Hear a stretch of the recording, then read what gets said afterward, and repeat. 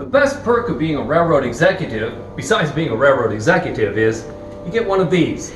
Your own private rail car. Your $1 million home away from home on the rails. Now, trust me, there's nothing better than going down the track at 40, 50, 60, 80, 90 miles an hour in your own private luxury train car with all the things you need, like servants and food and beverages and places to sleep and rest and lay out and get some work done at the same time. There are many, many wonderful cars in this category, and I've been on a few of them, but nothing like this. This is your $1 million train car, the KAR Northland. Step aboard, I'll show you. As horrible as it was for the rest of the world, World War I was actually very good for the iron mining industry here in northeastern Minnesota. And one of the railroads that hauled that ore to dock, to furnace, to war was the Duluth-Mesabi and Northern Railway. They were feeling pretty cash rich at the end of the war and decided that in 1916 they'd take some of that money and invest in a brand new private executive car for their president. And this is that car. The KAR Northland, built in 1916 by the Pullman Palace Car Company of Pullman, Illinois. We're in the main parlor of the KAR Northland. U.S. Steel owned the Duluth-Mesabi and Northern and Duluth and Iron Range Railways at the time of this car's construction. So they were a steel-making company and an iron ore hauling railroad, and they went to George Pullman of the Pullman Palace Car Company and they said, we want an all-steel rail car because that's the wave of the future. Wood cars caught on fire in collisions. They weren't very stable. They tend to break up, and it was just kindling after a collision or accident. Steel, though, that was the way to go. At first, Pullman refused to build the car because at the time they employed some of the greatest wood artisans of the day. Masters who hand-carved in filigree and inlay in mahogany and teak and exotic woods. Steel just wouldn't make it.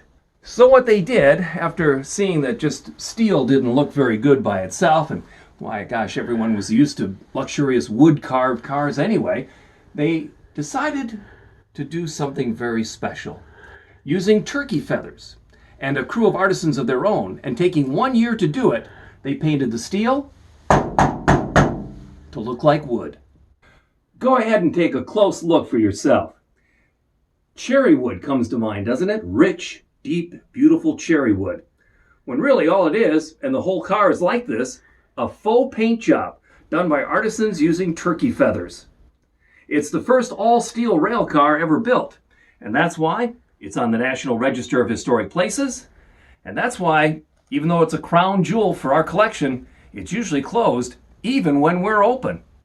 We're in the salon area of the car. This is where you'd spend most of the time during the day. You'd be relaxing, maybe having a snack, but the other parts of the car are even more interesting. This, of course, is the public restroom on the car, used by guests who aren't staying on the car.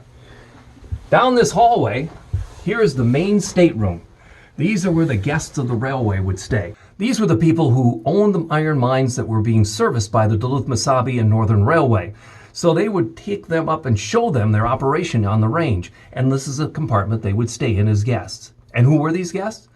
Well, you'll recognize some of the names. J.P. Morgan comes to mind. Rockefeller comes to mind. Also, some of the mine owners included Mr. Pillsbury of the Pillsbury Company, Macy of Macy's Department Store, McCormick of the McCormick Reaper Company, Oliver of Oliver Mining.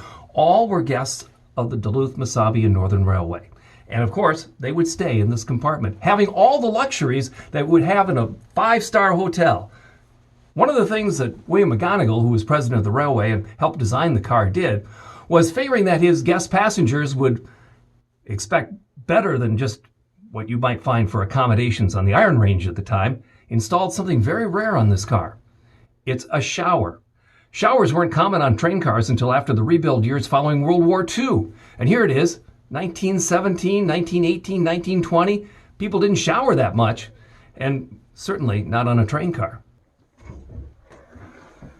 Into the dining area of the car. This is where, of course, breakfast, lunch, and dinner would be served, cooked on board by a chef, also served by a steward. This would be set up for as many as 8 people here. Interesting, though, to have extra bunk space, this is actually a bunk bed. This top portion comes up, gets supported. This comes out, that's your lower bunk. This is the upper bunk, and there were curtains that went around here to give you some privacy. So the space could be used not only for dining, but also for sleeping. Just like in the old PBS series Upstairs, Downstairs, or more recently Downton Abbey, there was a line of demarcation. The Crowleys of Downton Abbey would live on this side of that line in the car.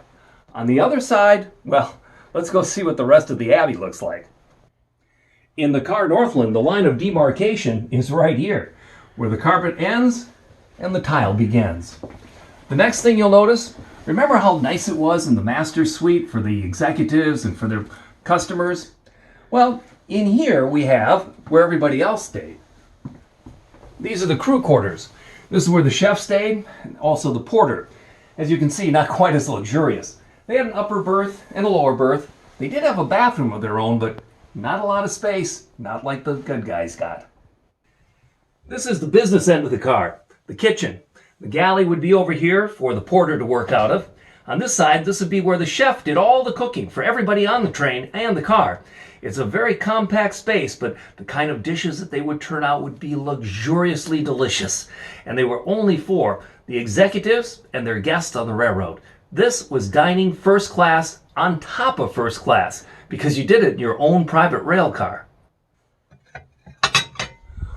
Those delicious dishes were served on special dishes. The car had its own monogram line of china. It says the Mesabi Road, which of course was the route to the Iron Range that the Duluth, Mesabi, and Northern Railway took. Its own special china filled this whole cabinet. We still have it here today.